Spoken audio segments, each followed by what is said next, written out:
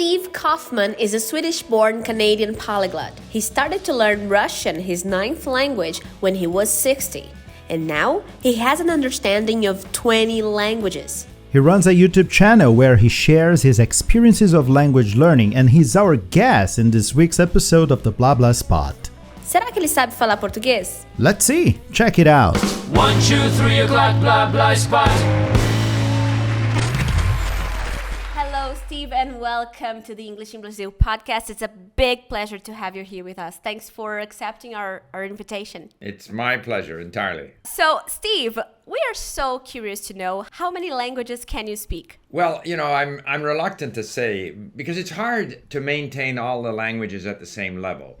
But I would say that I could certainly comfortably speak, let's say, 12. That doesn't mean that I speak them perfectly, because perhaps of the first 5 or 6, I'm quite comfortable that I don't make many mistakes. If we were to speak in Portuguese right now, you'd hear a lot of mistakes, mixtures of Spanish words and a whole bunch of stuff. But I still communicate, so I count that. But then I have other languages that I have learned, like right now I'm learning Arabic and Persian, and I can speak, and I've done videos in them. And I learned Greek before going to Greece and Romanian before going to Romania. But some of those I would have trouble right now holding a conversation, but it wouldn't take me more than a few hours to get it back up. So let's say 20, but 12 of them I can use them comfortably, and the other 8 I would be struggling a bit. Steve, is it a self-taught process? Well, it's self-taught in the sense that I very much believe in input. So it's primarily listening and reading. So my routine, I don't have a teacher, particularly not at the beginning. I don't have someone explaining the language to me, because there are so many resources that explain the language. It's not difficult to find out, the conjugation tables for verbs in French. You can find it on the internet. But you have to get the language in you. You have to get the brain used to the language. And that process is largely one of listening and reading. And so every morning, this morning I got up, I have a little 7-minute workout routine that I do that I pull off my iPhone. And at the same time, I have a Persian podcast that I'm listening to while I'm doing my workout. I prepare breakfast before my wife gets up, and I'm listening to Persian or Arabic, or I could be listening to Portuguese. So lots of listening, lots of reading. And what was the first language you've learned? Well, it's a long story, but certainly, we had French at school in Canada. And of course, I passed the tests, and none of us could speak, even though we had French, every year. And the better students did well, and the poorer students didn't do so well, but no one could speak. But then I got very interested in French.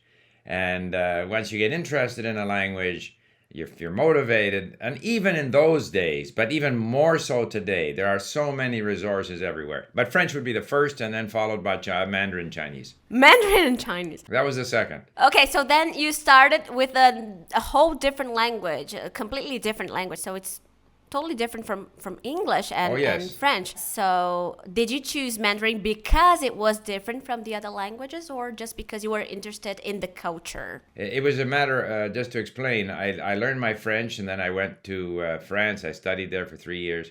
And then I joined the Canadian government at a time when the Canadian government was getting ready to recognize the People's Republic of China. They wanted to train people in Mandarin Chinese, and I was selected to learn Mandarin. So it was my job. It was my job. I did it full time, 6-7 hours a day. Well, 3 hours of one-on-one instruction, and then at home reading and listening. And how long has this process been since you started learning more than one language? How long have you been a polyglot? Well, so even the term polyglot, which is quite common in Portuguese or Spanish, in English, I'd never heard the word before. Someone who spoke languages was called a linguist.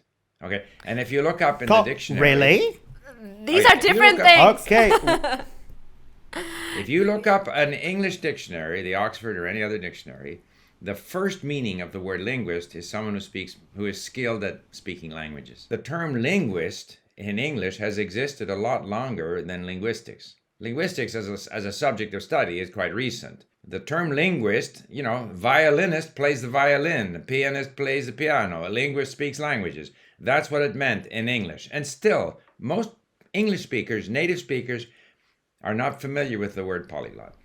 Okay? Oh, that's interesting. I didn't know that. But so that's not the case in Spanish and French and Portuguese, you name it. But in English, that is the case. It's because as a linguist, so I've been studying linguistics for a long time. And in the first class, the professor always says, so a linguist is not a person who can speak lots of languages. It's a person who investigates languages, who studies languages. So it's different. So that's why I said it's wrong. But it's interesting. Yeah. I'll have to check the dictionary too. Oh yeah, you will. And if ever on one of my YouTube videos, I make the point that I consider myself a linguist, I get an avalanche of angry comments from people who have studied linguistics. What, on the internet? Angry comments? Yeah.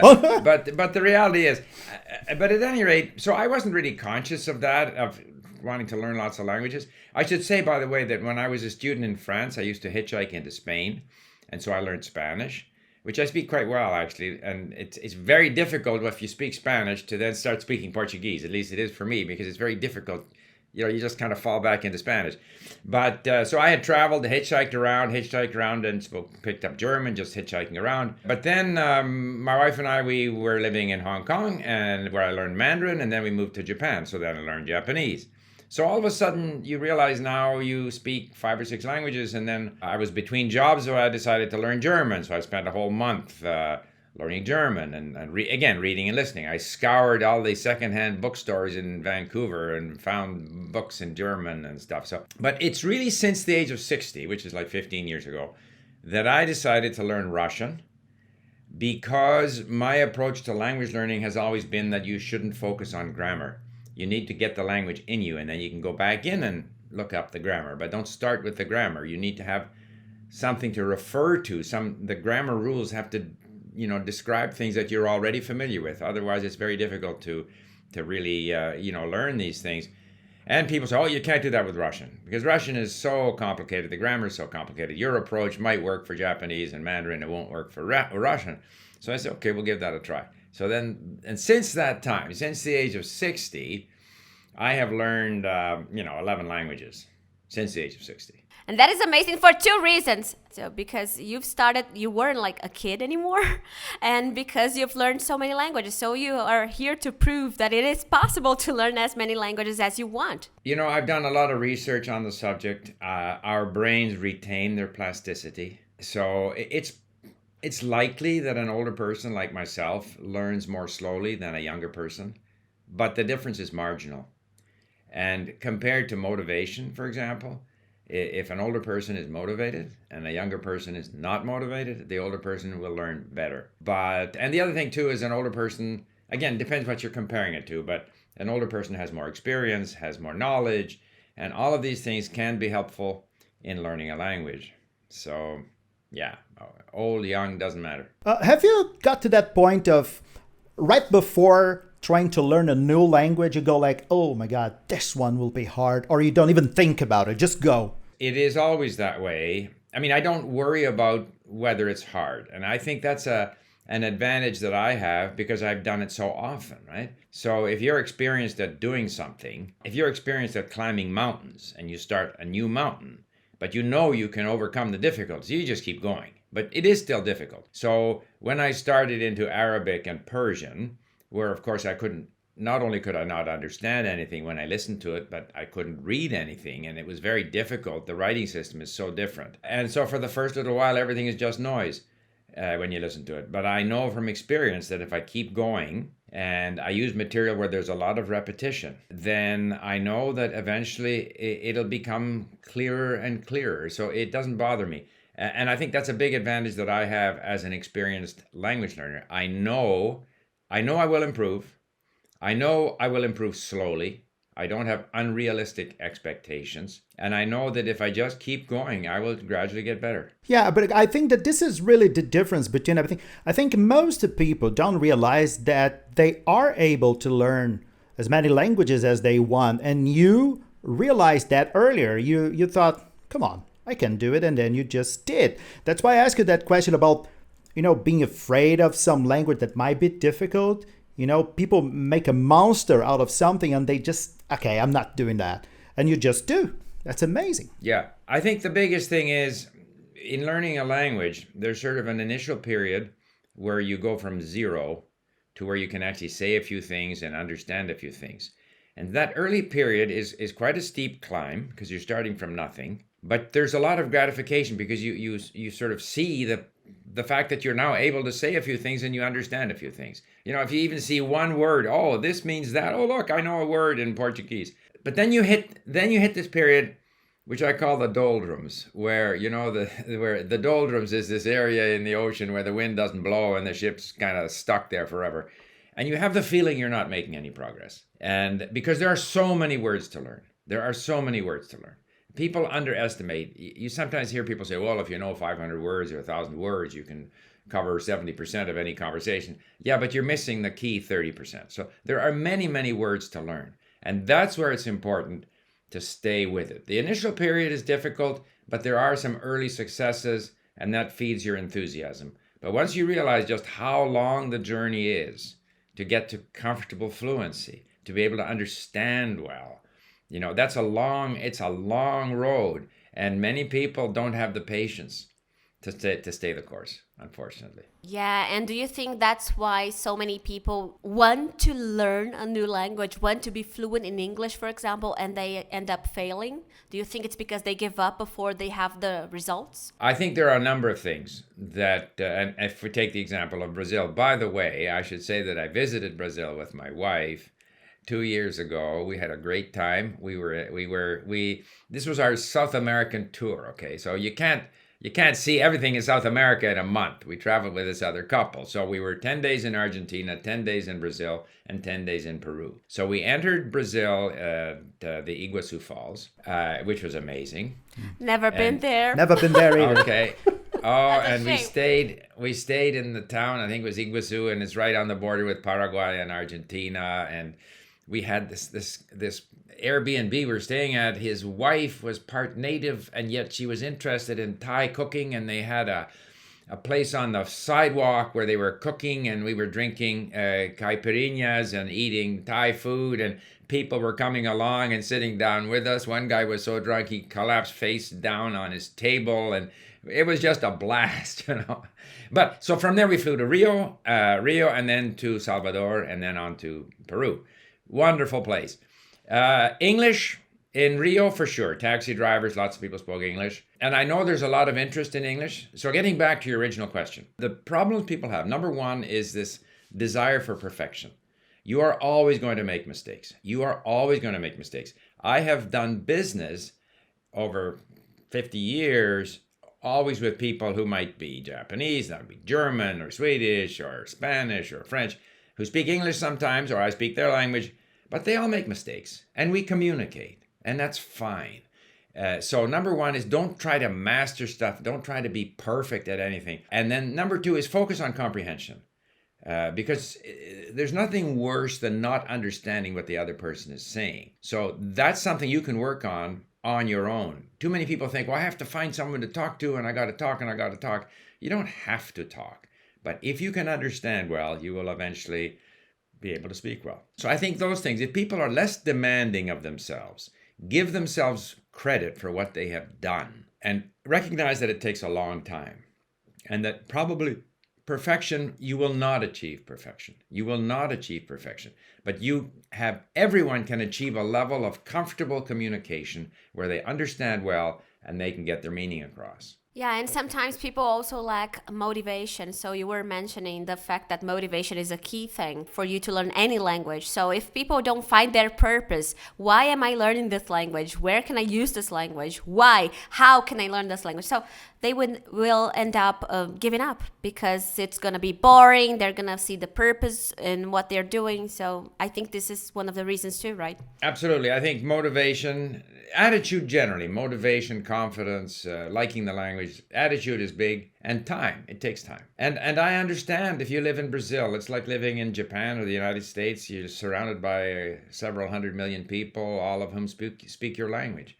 So why am I going to learn English? I'm doing quite well in Portuguese if I live in Brazil. It's not like I have to speak English every day. So that's where motivation Could be a friend, could be, a lot of people learn Korean because of K-pop or something, or they learn Japanese because of anime. So if there are people in Brazil who follow certain American soap operas or whatever, that could be a motivation. Personally, I'm interested in history. So if you find something of interest, or you have a friend, or just in terms of business, because whether we like it or not, if a Brazilian person meets a Japanese person, they're going to speak English. Like if a Brazilian businessman goes to Germany or goes to Japan or anywhere, they're going to speak English. So whether we like it or not, like it would be nice if the world spoke Portuguese, but it doesn't. It speaks English.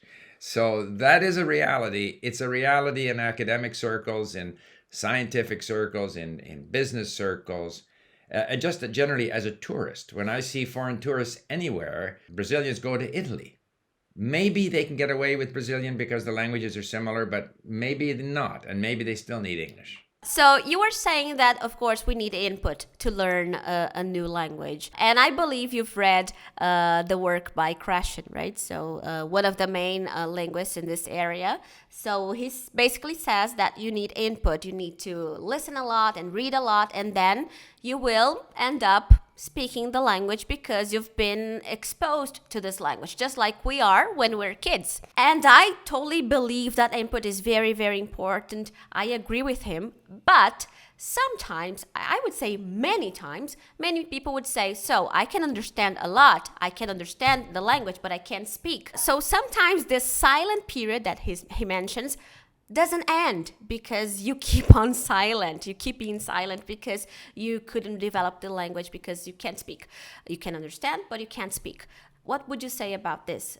So how do you practice your speaking? Okay, to speak well, you have to speak a lot. That's a reality. Simple as that. To I couldn't agree more. It's just, you have to speak a lot. Personally, and when you start speaking and how much you speak is going to depend on your circumstances, your opportunities, your needs. So obviously when I lived in Japan, I started speaking from day one because I could go to the local grocery store and buy bananas or oranges in Japanese. But if you're not in the country where the language is spoken, so now you have to arrange a teacher or a tutor or someone because you don't speak well enough yourself, right? So personally, I delay. I don't like spending an hour with, say, italki or some online tutoring service where I don't understand what the person is saying. I don't have many words. I'm sweating. We're not having a conversation. So I like to build up my potential in the language. And then after a while, I have all these phrases and words and I want to start trying them out. And of course, the first few times, it's very difficult. And all the words you thought that you knew, you can't use them. You can't find them when you need them. But that's just normal.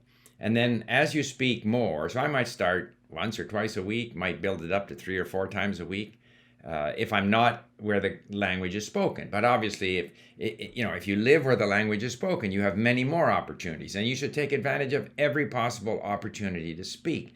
And you shouldn't worry about how you sound. One other thing, a lot of people say, well, I understand, but I can't speak. So then I probe a little further and I say, can you understand an audiobook? No. Like, I know people who, if I was in France and there was this lady, wife of one of our business associates, and she liked French, she kind of spoke French, and so I gave her a very nice audiobook, which I enjoyed. She couldn't understand the audiobook. Many people say, oh, I can read, I understand when I read. I say, have you read a novel? Have you read a novel in English or in Portuguese or in some other language? So the only point I want to make is that the degree of comprehension that we need, your passive ability in the language is always going to exceed your active ability. You have to have a far bigger passive vocabulary, because if you're speaking, especially with a native speaker, the native speaker typically has 1,000 words for every year of their life. I mean, that's as a rule of thumb. So if you're speaking to a 40-year-old Brazilian, he or she has 40,000 words. This is a very rough rule of thumb. 40,000 words in Portuguese, or similarly in English, okay? So you come along with your 5,000 words.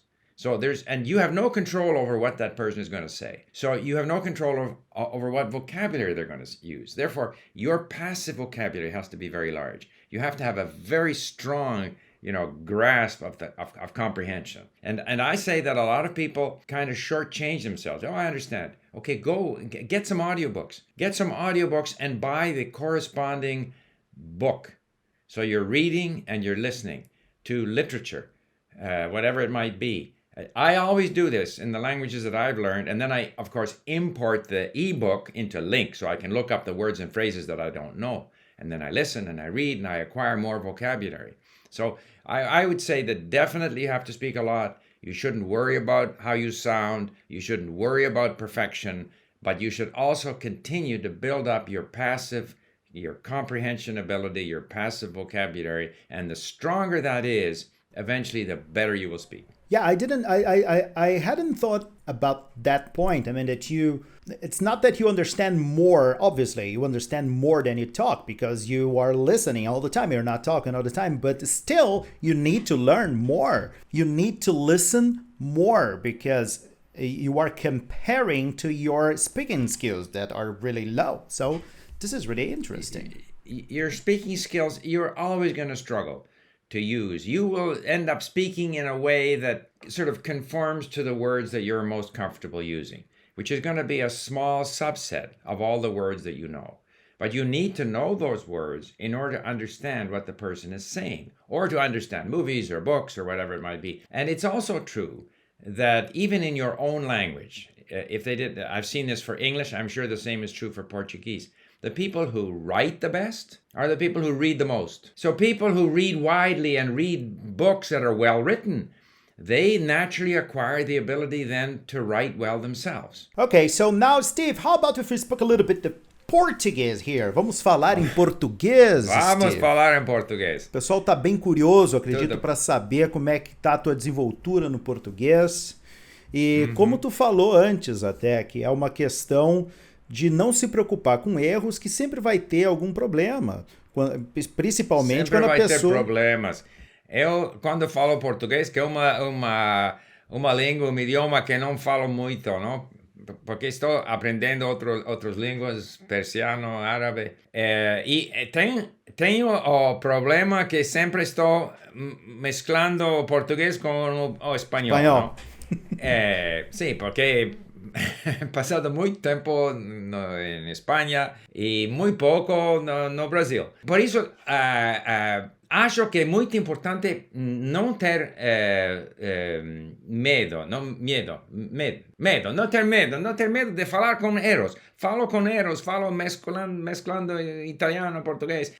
Tem essa capacidade de comunicar e entendo tudo que as pessoas dizem. E posso comunicar. Steve, Maravilhoso, o teu português é melhor do que o da minha avó, que morava no interior do Rio Grande do Sul, que os pais delas veio da Itália.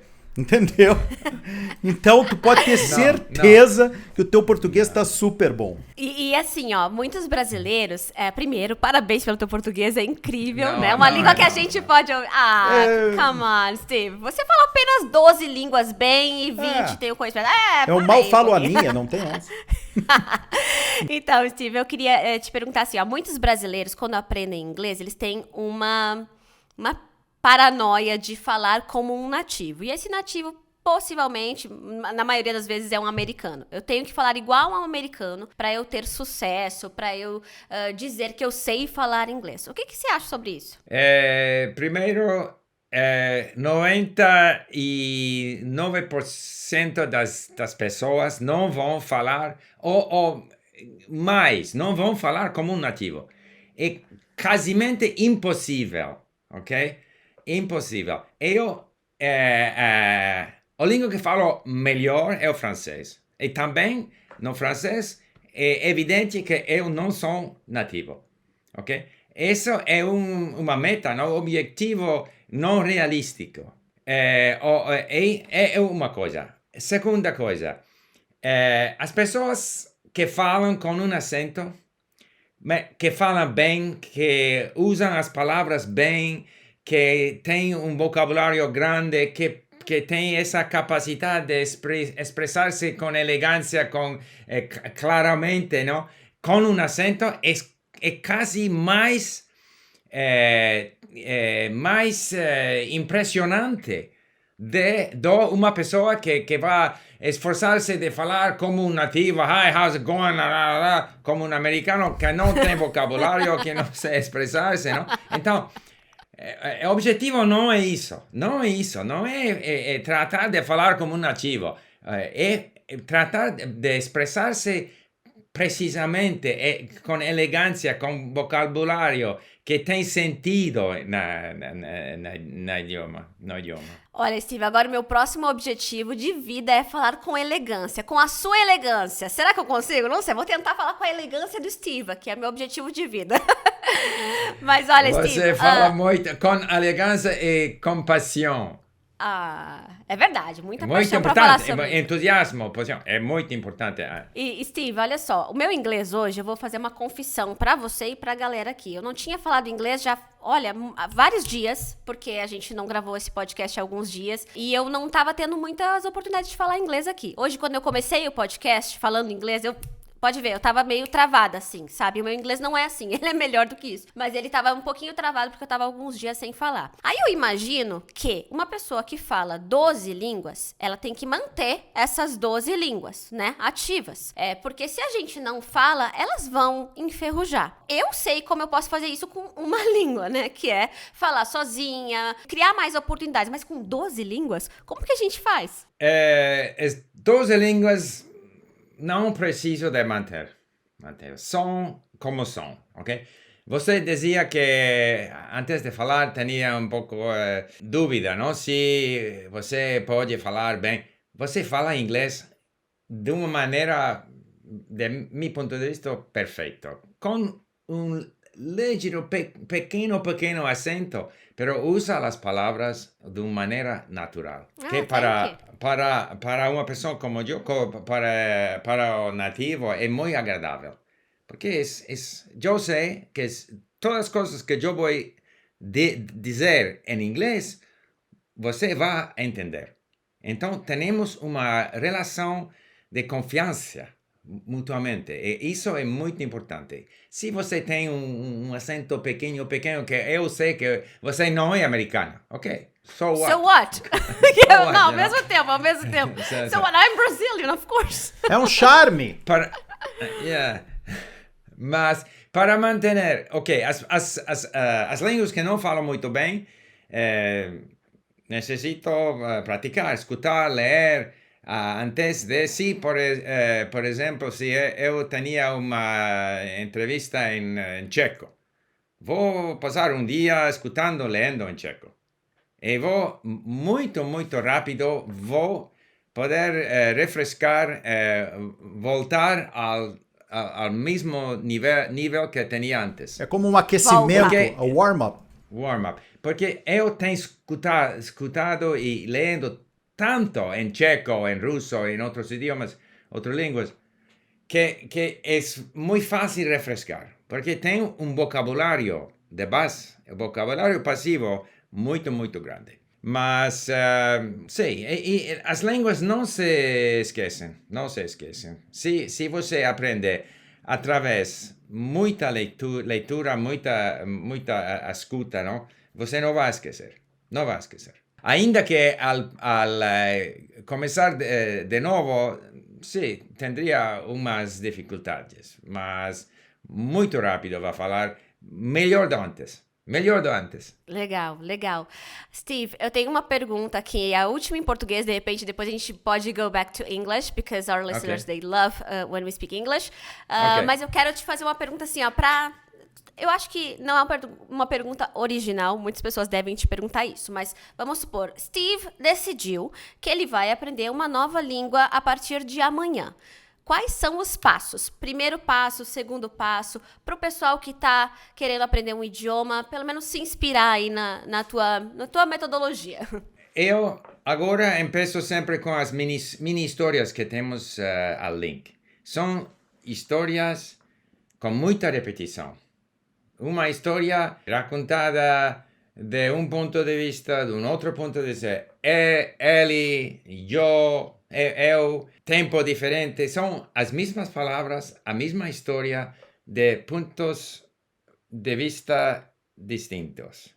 E isso permite porque quando começamos necessitamos muita repetição. Porque ver uma palavra uma vez, ouvir uma palavra uma vez, ouvir uma palavra uma vez, é muito, muito difícil lembrar-se, não?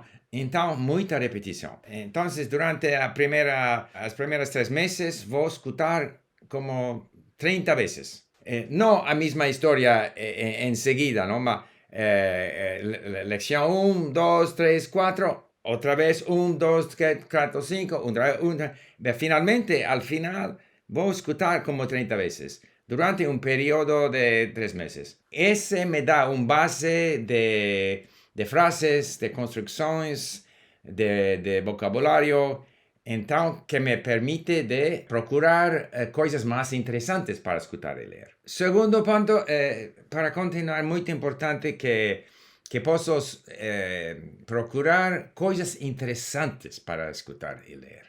E isso, segundo a língua, é mais ou menos difícil. Para inglês, muitas coisas. En el internet, en YouTube, en Netflix, periódicos, muitos jornais, mas para o árabe persiano é mais difícil. É difícil passar da primeira etapa, que é essa etapa do vocabulário de base, de estruturas de base. Então, para progressar a coisas autênticas, coisas interessantes.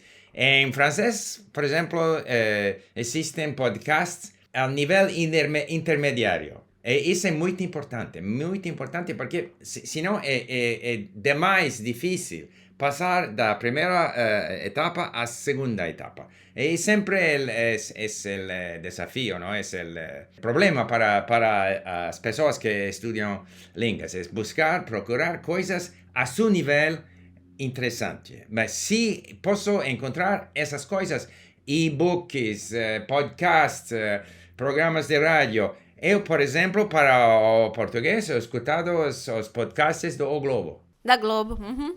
Tem podcasts muito interessantes em português. Infelizmente, não tem transcrições.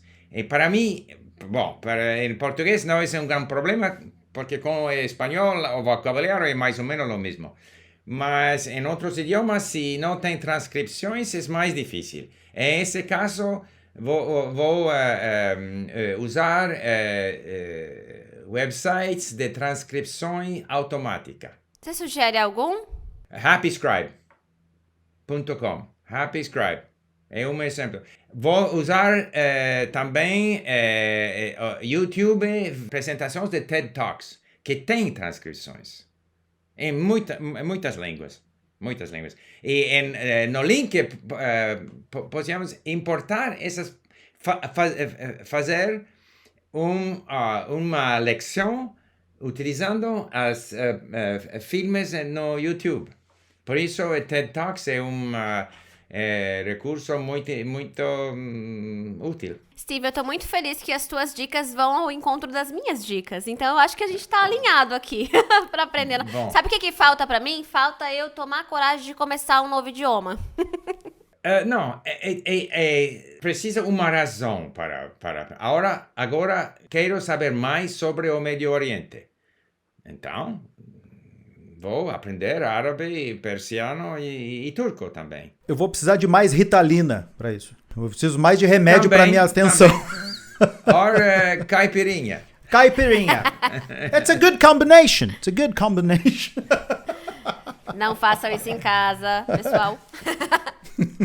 Você estava falando dessa coisa de o idioma não tá num nível muito difícil. É o comprehensive input, que o Krashen tanto fala, né? Então, os alunos pensam, então eu tenho que escutar. Escutar o quê? Começa com algo que você consegue minimamente compreender, né? Porque senão você vai só ouvir um barulho. Não consegue nem entender o que tá rolando ali. Dividir aquele barulho em palavras. Se você não consegue nem fazer isso, não tá adiantando muito, né? Sim. Tem uma contradição. Quando Stephen Krashen diz comprehensible input. Quando comecemos a língua não é compreensível. Compreensão nula. Então, precisa começar com coisas mais simples. Coisas com muita repetição. Coisas que quizás não são tão interessantes, não são compelling. Krashen fala sempre de compelling input, mas coisas simples al principio, quando começamos, não são tão compelling. Mas temos que passar por essa etapa e depois procurar coisas mais compelling, mais interessantes. Mas você não acha que pode ser compelling o fato de você entender até uma coisa meio bobinha? Por exemplo, eu tô entendendo um desenho. É super repetitivo, super bobinho, mas eu tô entendendo. Então, o meu interesse tá nisso, no fato de eu estar entendendo. Então, isso se torna legal.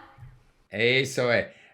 Quando começamos, poder entender alguma coisa já é compelling. Exactly. Wow, look at me, you know. And satisfying. Por isso, isso é.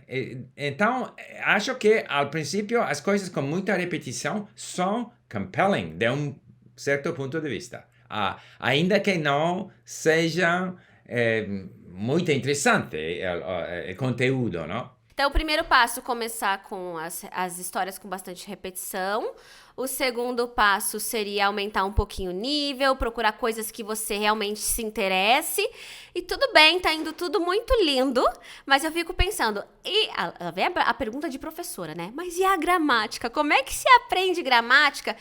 Tudo bem, eu entendo que a gente aprende muito por input, mas dá aquela olhadinha assim num livro de gramática, numa regrinha, não vai dar uma ajudada? Sim. Primeira coisa, a gramática é uma coisa que precisamos aprender, não? Posso procurar no internet a conjugação dos verbos em português, ou um verbo qual. Posso, não? Mas acho que é uma questão de aprendemos línguas, vamos a acostumar-se a uma língua.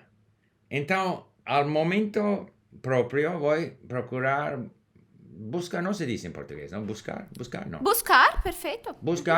Buscar uma regra de gramática. Se eu tenho lido muito, escutado muito, e tem em minha cabeça, tem em cérebro, tem questões, perguntas sobre esse ponto de gramática, então vou ler a explicação.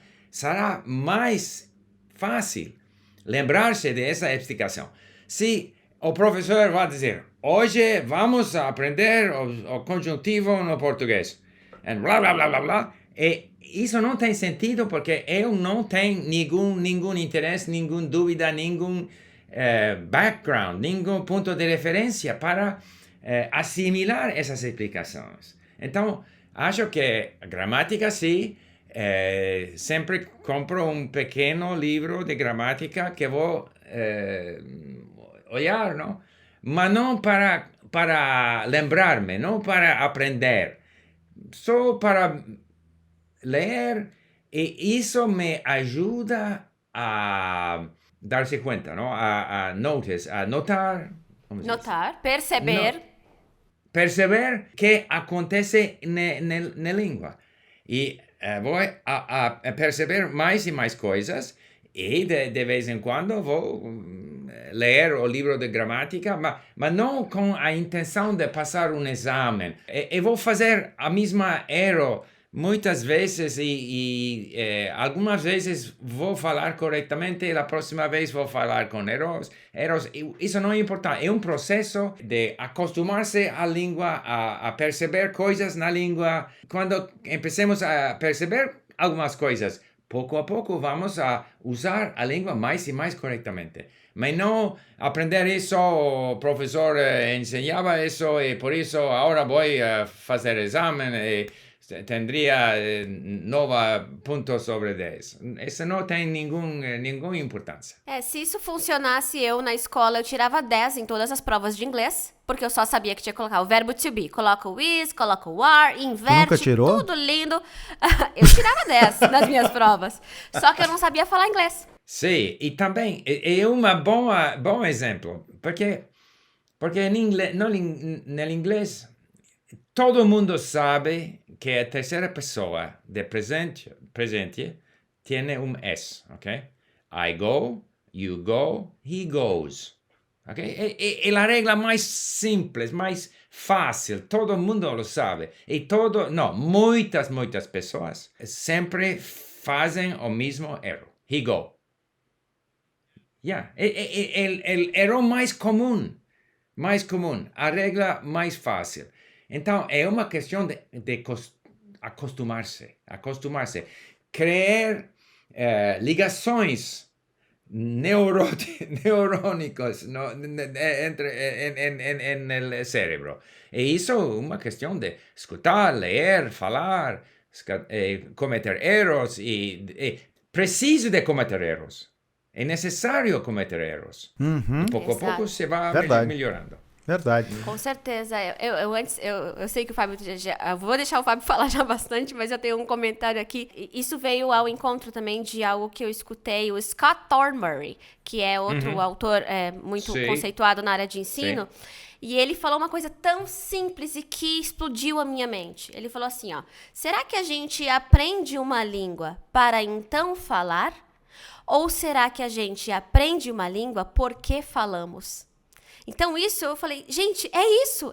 A gente só aprende porque fala. Eu não tenho como aprender tudo para ficar nessa ideia de que um dia eu vou abrir minha boca e eu vou saber falar. Não, você vai aprender errando, você vai aprender falando, tendo falhas na comunicação, pagando mico, sabe? É assim que a gente vai aprender. Então é uma frase muito simples que ele disse no meio de uma palestra, eu anotei porque eu disse, gente, isso explodiu minha mente. É exatamente isso. Interessante. Sim. É interessante. Steve, é o seguinte, eu pedi para meus seguidores lá no Twitter para eles mandarem perguntas aqui. Eu falei, olha, a gente vai conversar com o senhor Steve Kaufman, que ele é poliglota, fala várias línguas. No caso, eu não sabia que eram 12, but now I know it's 12. Ele é um linguist. Linguist, yes. Okay, I'm used to polyglot now. Okay. E agora a gente vai ter um monte de gente falando assim, ele não é um linguist. No. Actually, about this thing about linguist. You were called linguist even if you just speak one more language. If you speak just one more, or you need to speak more than 2 or 3 languages. Okay, so I think that's not clear. Nor is it clear how many languages you need to speak in order to be considered a polyglot. You know, nor is it clear what the term fluency really means. Nor is it clear how well you need to speak those languages to consider, to be able to say that you speak them. All of that is kind of vague. But I have the feeling that I think the term linguist means someone who uses languages well. So if someone is really good at his or her mother tongue and speaks it very well and uses it well and is very careful in how he or she uses the language, maybe that qualifies as a linguist. I don't know. But I do have the feeling that polyglot implies that you speak more languages. There's something about polyglot that suggests you got to speak 5 or 6. Let's establish now. All right. If there's no rule, we make the rules here, eh? We make the rules. So yeah. I say I think the rules should be 12 languages, and you will be in our altar. Okay, exactly. 12 languages. And I would also like to say that to be, I think that polyglot implies more than linguist. And I think a polyglot should be able to speak languages from different language groups. So if you speak Spanish, Portuguese, Italian, Catalan, and Gallego, not so impressed. But if you speak German, Russian, Chinese, that's better. Yeah. Yeah, you have high standards, right? Yeah, the bar is really, really high here. You set the bar. So as I was saying, so we got some questions from my followers here. For example, there are 2 questions here that I really enjoy. The first one is from my friend Andressa Xavier. It's nice because I listened to her from the radio and she listened to us on podcast. Okay. This is beautiful. Okay. So, very nice. And then she asked, in which language do you dream? Mostly I dream in English. However, if a Japanese person shows up in my dream, then we will speak Japanese. If a French person shows up, we'll speak French. So, but I think that the only languages that show up in my dreams are French and Japanese. That's about it. So let's hope you never dream you are in a meeting at United Nations or you wake up crazy. Right. I wake up crazy anyway, so that's okay. Right. Oh, that's a very good one. That would be fine. And another question here that they asked me, Felipe Coutinho asked, in which language do you usually curse? People, do you curse? I would curse in English and French. French? But I wouldn't consider bad being cursed in French. French, you could say the terrible thing for me and I would go like, continue. Because French is such... Oh, well, it depends what you mean curse. I don't normally curse at other people. I curse at myself. Oh, that's interesting. If I do that all the time. Yeah. Or if I use bad words with other people, it's in a joking environment. Yeah, because there is this thing about the German language, which is a little bit rough. Everything you say, it doesn't matter what you're saying, it sounds a little, what is this guy saying? While French, on the other hand, is so sweet and so, I don't know, probably is only my perception, but, right? Yeah. Some languages sound better for certain things. But I think, though, realistically, the better we get to know those languages, like those are the impressions we have of languages that we don't yet speak.